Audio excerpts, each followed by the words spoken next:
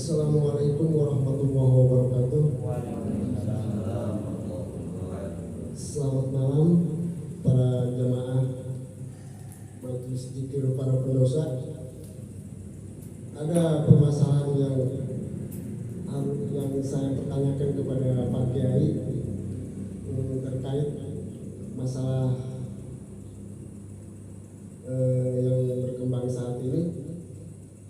Begini Pak Kiai pertanyaannya, bagaimana penilaian Pak Kiai selaku pimpinan Majelis Dzikir Markas Para Pendosa Banten terkait dua kubu yang berdiskusi, debat kusir, bedah nasab yang dimobilisasi sebagai sebagian anggota Kesultanan Banten saat ini? Terima kasih.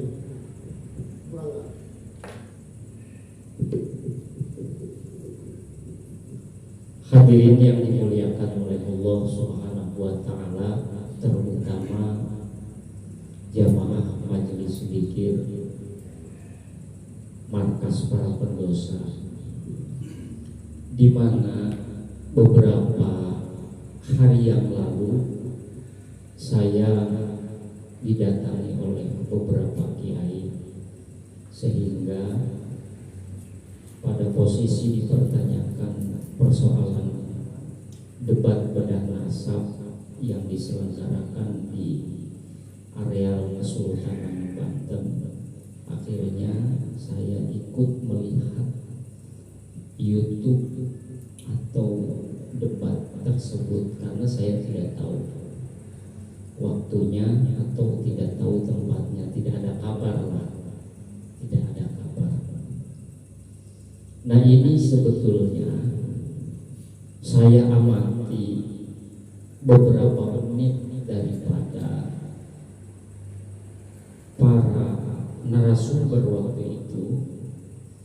Memang saya sendiri agak sedikit lucu gitu, karena lucunya ada pihak penantang, ada pihak penyerang, begitu ya.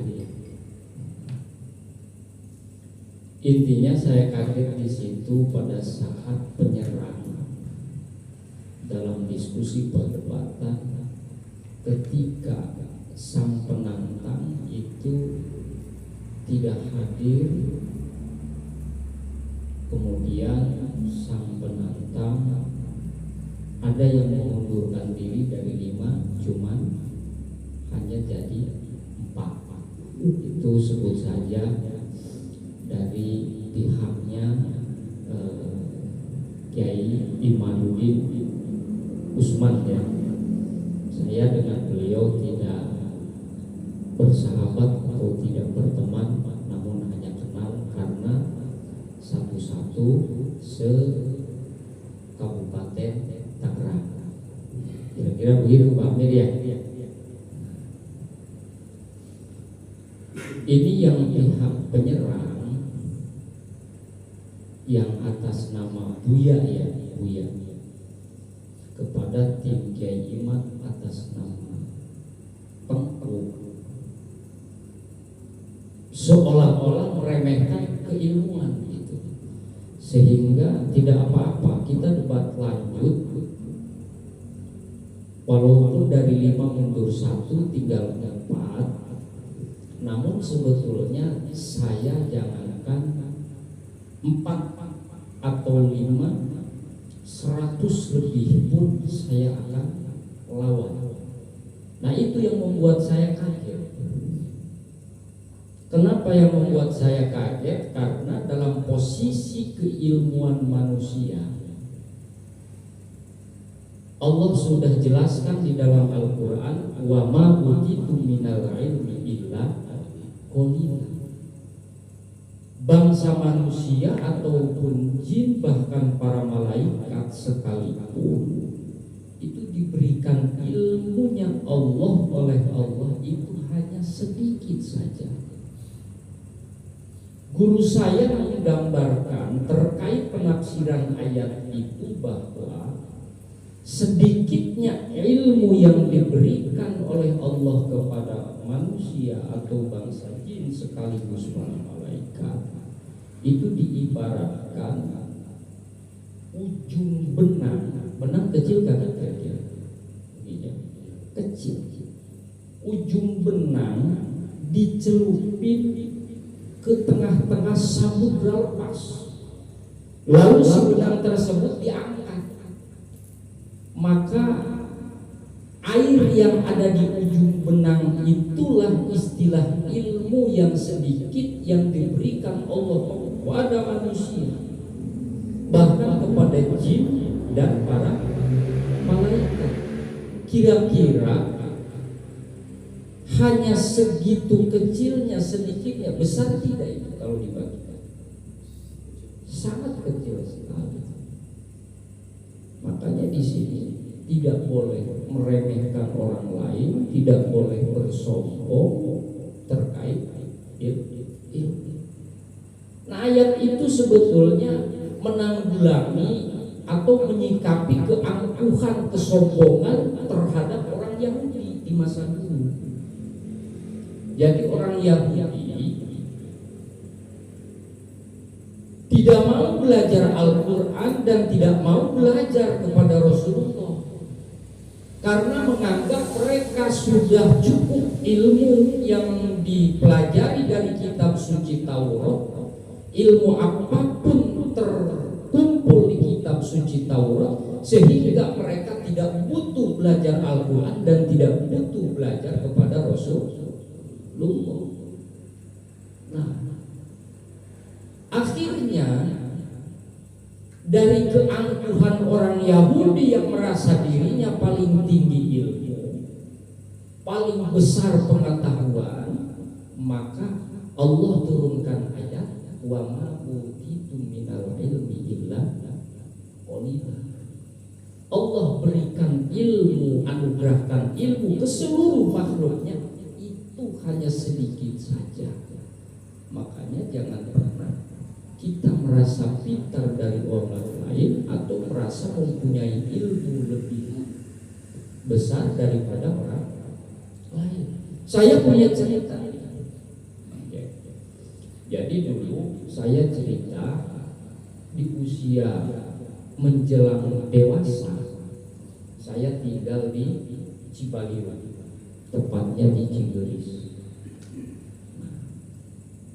Sewaktu tinggal di sana, saya itu merasa bahwa alim-alim atau kiai-kiai yang ada di Kecamatan Cigelis, Cibaliung, Sumur, Panimbang dan lain sebagainya itu amat rendah menurut penilaian saya.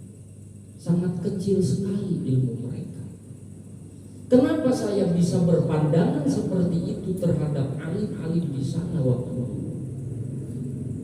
Karena mereka banyak sekali mengeluarkan statement bahwa haram hukumnya ngaji thoriqah yang bersumber misalkan dengan kitab Minahus Saniyah atau Kifayatul Adhiyah, atau haram hukumnya mengkaji tentang ilmu tauhid dengan secara tafsiri, baik ini kitab Tizan Daruri atau Jauhar Tauhid atau Parohid, secara tafsiri ya, bukan secara ijma. Kemudian haram hukumnya ngaji tasawuf seperti Hikam atau Minhajul Abidin atau Ihya dan lain sebagainya. Mereka instruksikan kepada masyarakat bahwa semua kitab itu haram diambil. Nah, akan tetapi tatkala saya mendengarkan pembahasan mereka dalam kitab tafsir atau kitab fikih, ini sangat dangkal.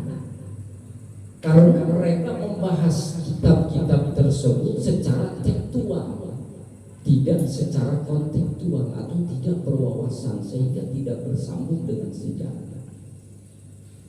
Begitu pula kitab fikih mereka bahas dengan secara tekstual, tidak dengan kaidah-kaidah ulama. Saya merasa dangkal. Kata saya berarti mereka melarang ngaji tauhid dengan secara tafsili, kemudian ngaji thariqah, lalu ngaji tasawuf. Mereka mengharamkan, melarang. Ini bukan berarti mereka ada dasar, ada dalil, akan tetapi tidak mampu untuk menyampaikan isi-isi kitab tersebut dengan jelas kepada umat. Begitu. Akhirnya saya waktu itu benar-benar mendorong agar memancing keilmuan mereka yang dianggap keilmuan mereka oleh saya itu adalah lemah sedikit. Nah, pada posisi demikian saya waktu itu membuat surat kaleng yang berisi bentuk pertanyaan agar supaya dijawab oleh mereka. Surat kalengnya itu diisi dengan bahasa, kata saya, orang lari dari rahmat Allah itu adalah orang baik. Dua saja, karena pertanyaan waktu itu yang diselemparkan untuk para alim-alim di sana 3. Nah, kemudian orang yang tidak meyakini, tidak iman terhadap perkataan Yahudi dan perkataan Nasrani yang ada di dalam Al-Quran, saya katakan kafir waktu itu. Nah, akhirnya surat kaleng itu beredar kurang lebih di 6 kecamatan. Ini mengandung reaksi para alim-alim, para kiai-kiai di sana. Dicari siapa pembuat surat kaleng, beredar sebuah 2 pertanyaan tadi. Paham? Akhirnya didapatlah bahwa yang mengeluarkan sebuah pertanyaan yang harus dijawab oleh para kiai pada saat itu adalah saya. Dan saya dipanggil ke sebuah masjid kecamatan waktu itu, dipaksa. Akhirnya dengan secara berat ataupun ringan saya hadir ke masjid kecamatan. Saya diinterogasi waktu itu kurang lebih sekitar 100 para alim ulama, para kiai. Begitu dipertanyakan persoalan tentang orang yang lari dari rahmat Allah itu baik dan orang yang tidak iman atau meyakini tentang perkataan Yahudi dan Nasrani di kitab Al-Quran itu kafir. Itu saya didesak agar menjawab waktu itu. Nah, saya tidak mau menjawab. Kenapa tidak mau menjawab? Karena kalau seandainya saya jawab secara ilmiah, pikiran saya mereka tidak akan sampai pemikirannya atau keilmuannya sejauh itu. Makanya akhirnya saya diam. Ketika saya diam waktu itu, saya didesak oleh mereka. Kamu sampai menyebarkan pertanyaan seperti ini yang membuat kamu mengeluarkan pernyataan seperti ini, atau terinspirasinya dari mana? Maka saya jawab, saya terinspirasi tentang penafsiran Al-Quran itu dari ceramah-ceramahnya Gus Dur. Dari walaupun saya tidak mengaji secara langsung dengan Gus Dur, tapi orang tua saya belajar secara langsung dengan Gus Dur. Ketika saya sampaikan saya mempunyai pemahaman tentang tafsir-tafsir Al-Quran dan lain sebagainya, fikih atau tasawuf, terinspirasi dari ceramah-ceramah Gus Dur, akhirnya mereka itu teriak, pantas ternyata kamu adalah ideologinya Gus Dur atau pahamnya Gus Dur, jadi wajar kamu mempunyai pemahaman seperti ini. Lebih baik kita berubah.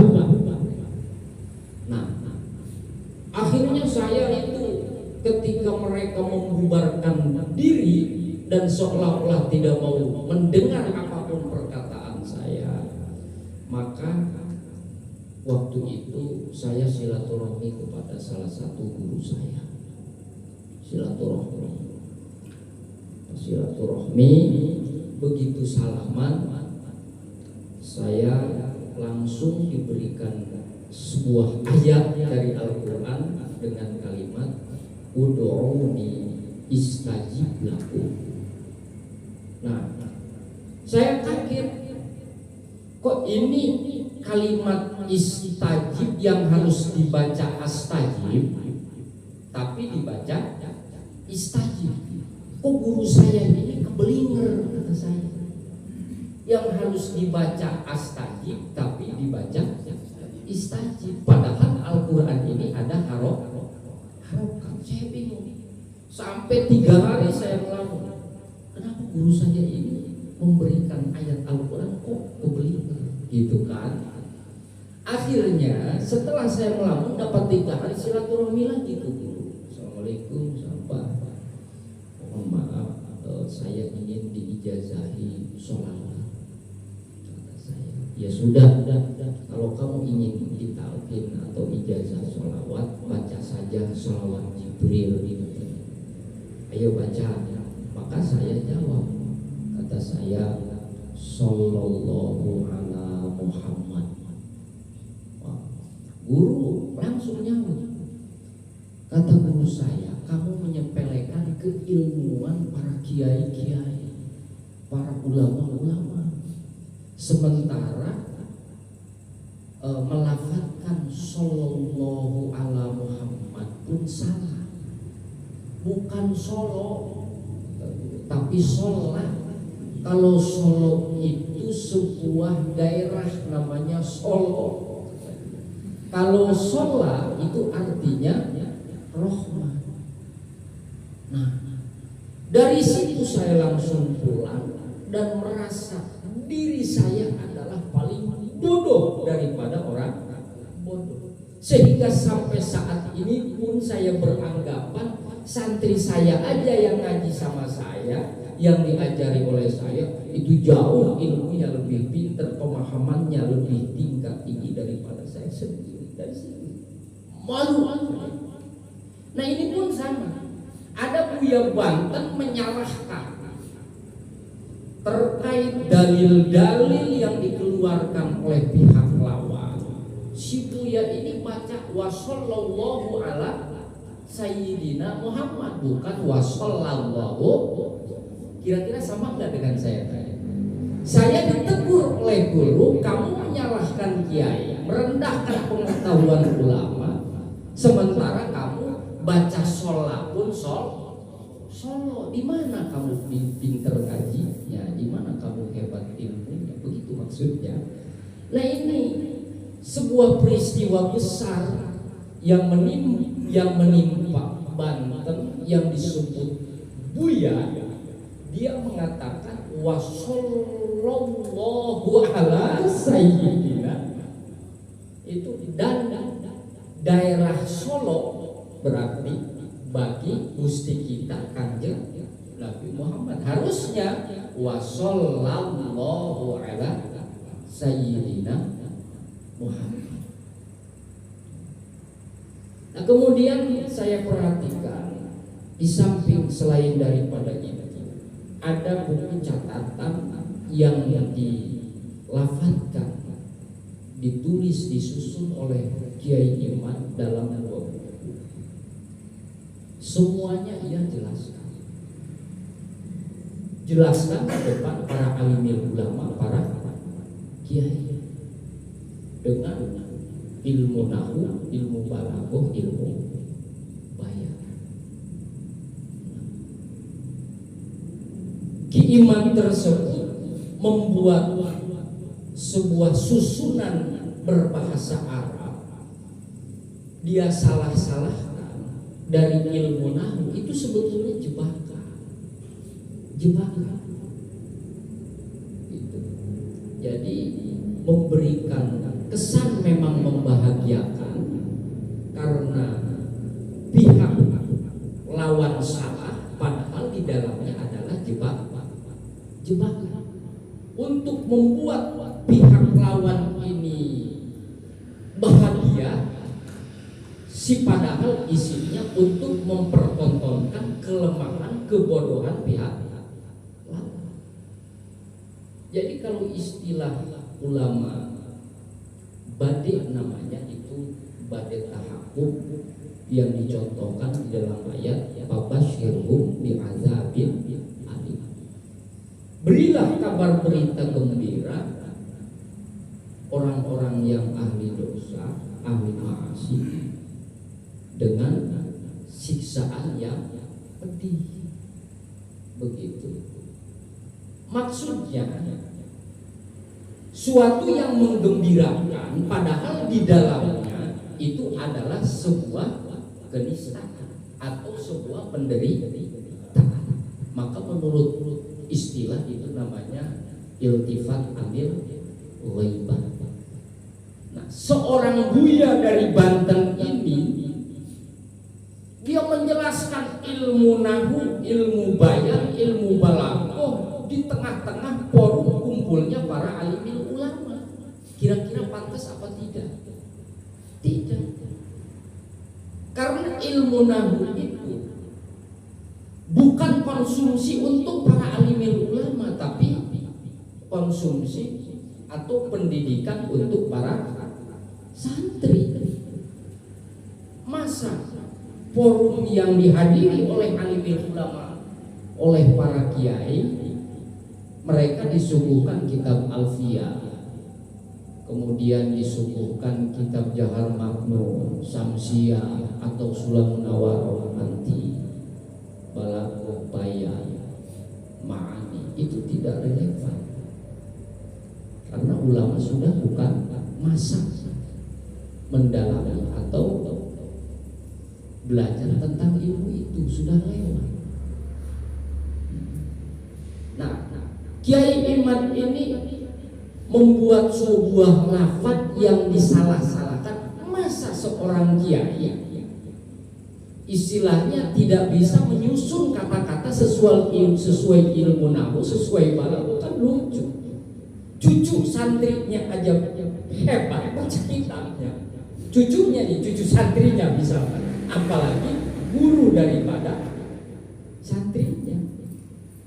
Itu nggak masuk akal. Ini namanya jebakan Batman di situ. Jadi seorang buya karena keangkuhan dia akhirnya terjebak.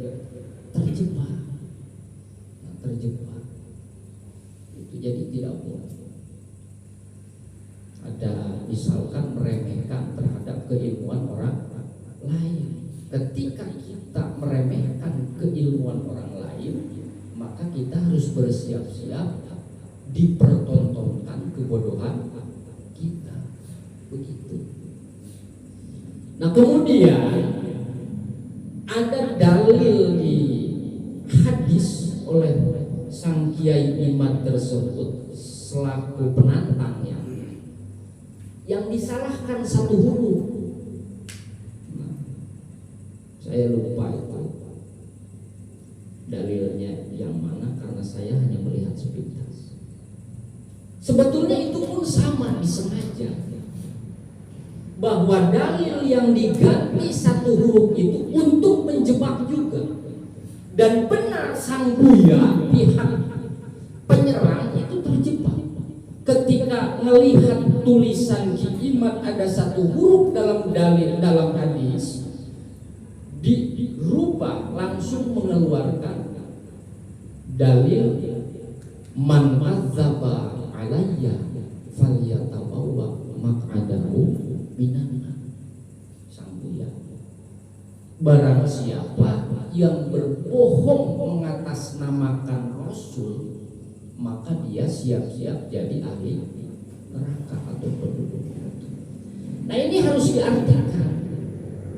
Orang yang bohong mengatasnamakan Rasul saja masuk neraka, bicaranya bohong. Kemudian dibungkus dengan nama Rasul, itu masuk neraka. Apalagi orang yang berbohong mengatasnamakan darah dan dagingnya sekaligus duriat Rasul. Itu kesimpulannya. Bukan masuk neraka lagi, mungkin masuk ke apa? Masuk neraka. Awas, jangan bilang lewat neraka, jangan. Nggak ada manusia lewat ke neraka dengan dosa besar, itu paling dikerak gitu kan. Sebetulnya itu adalah sebuah jebakan untuk diartikan.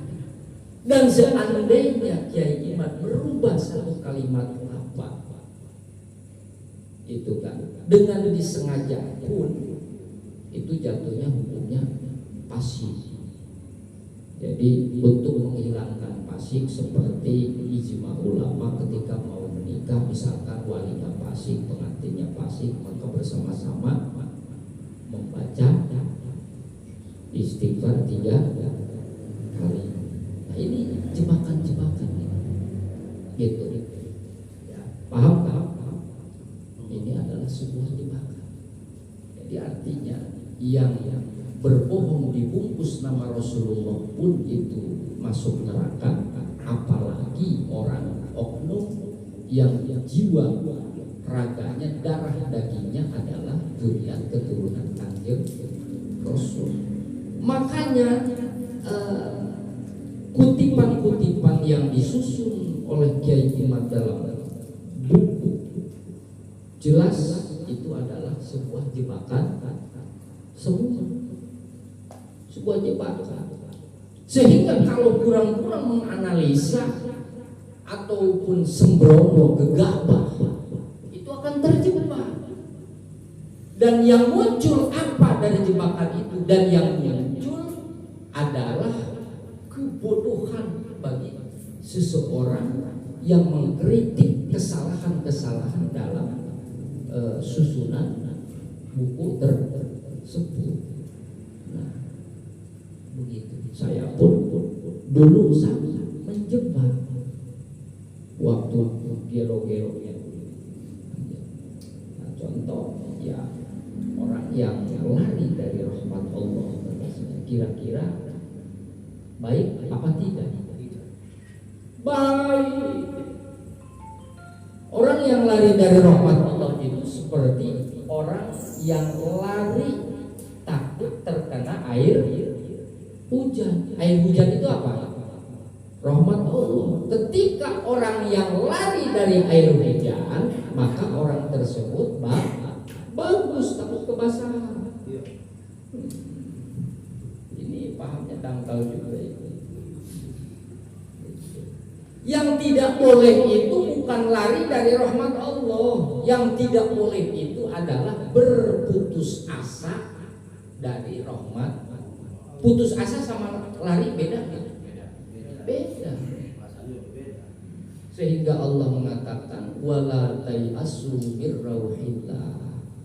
Jangan sekali-kali berputus asa daripada rahmat Allah. Itu lari dan berputus asa berbeda. Misalkan orang putus asa dari rahmat Allah, seperti misal kita punya istri satu, pengen punya istri 2, begitu, mental terus, nggak berhasil mulu tuh, pengen punya istri 2. Nah, jangan berputus asa terus, karena pertemuan atau perkumpulan dalam pernikahan antara perempuan dan laki-laki itu ada rahmat Allah di dalamnya.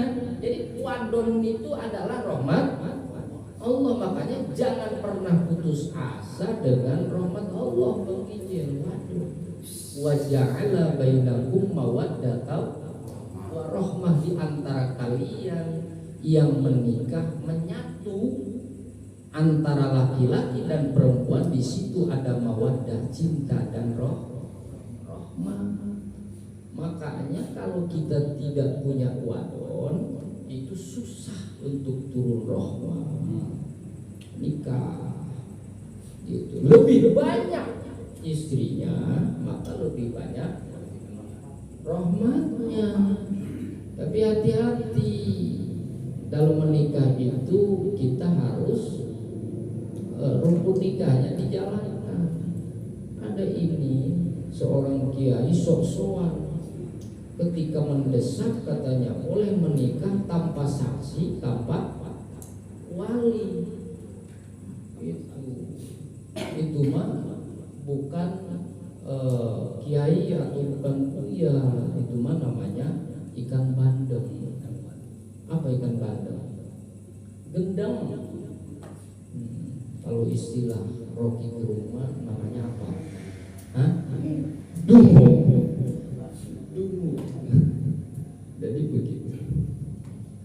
Kesimpulannya bahwa kita jangan pernah merasa punya ilmu paling tinggi daripada orang lain.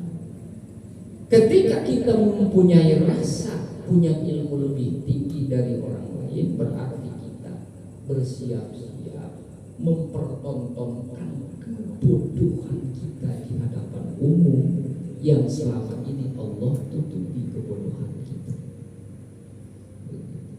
Adapun terkait masalah dzurriyyat Rasul, habaib-habaib yang memang di Indonesia banyak. Tapi oknumnya pun tidak sedikit. Biarin. Gitu. Oknumnya ngaku-ngaku dzurriyyat Rasul silahkan. Asal jangan ngacak-ngacak keamanan, ketentraman, kedamaian negara kesatuan Republik Indonesia. Kalau mereka mencoba di negara ini untuk bikin huru hara, jangan hanya berhadapan dengan TNI Polri yang sudah ditugaskan oleh negara, juga pula berhadapan dengan kita yang kita semua merasa wajib menjaga ketentraman, keutuhan negara kesatuan Republik Indonesia. Jangan takbir, bukan sholat. Itu siapapun itu orang. Karena kalau negara ini sudah hancur, negara ini sudah terpecah belah, berkeping-keping, kita mau lari kemana? Mau ke negeri tetangga, misalkan ke Thailand, ke Vietnam, ke Malaysia, ke Singapura? Bohong, nggak bisa. Saya pernah suatu kejadian ini di negara orang, ke Kuala Lumpur. Maaf, itu pas di bandara Kuala Lumpur, kaki kanan saya melewati garis kuning karena kan ada aturan tertib untuk check in atau check out kan ya, tidak boleh melangkahi garis kuning. Kaki kanan saya tidak terasa itu melewati garis kuning. Tidak kompromi lagi dengan saya, langsung tangan saya dipegang waktu itu, langsung dibawa ke dalam dan saya di situ dipenjarakan sama imigrasi mereka. Sehari saya tidak ditanya apa, tidak diinterogasi lagi. Cuman pada saat saya dikurung, saya ditanya, "Bapak mau kemana?" Kata saya mau pengajian, mau taklim ke Malaysia ini. Lalu orang imigrasi itu jawabnya, "Bapak kalau mau taklim ke Malaysia, mau mengajar ngaji di Malaysia, harusnya ada tembusan atau konfirmasi ke kami. Berhubung ini tidak ada tembusan, tidak ada konfirmasi, maka Bapak kami tahan." Saya ditahan.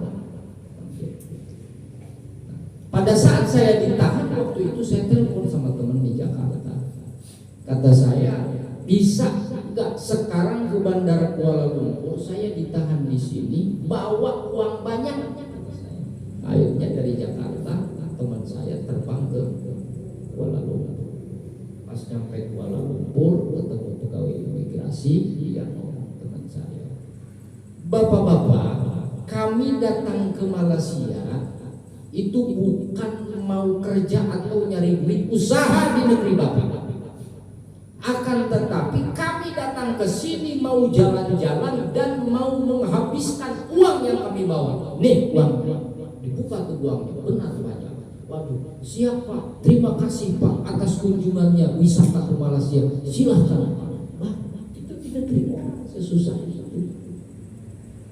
Begitu. Jadi jangan dianggap suatu hal yang sepele tatkala terjadi pro dan kontra sehingga menimbulkan huru-hara di negara kesatuan Republik Indonesia.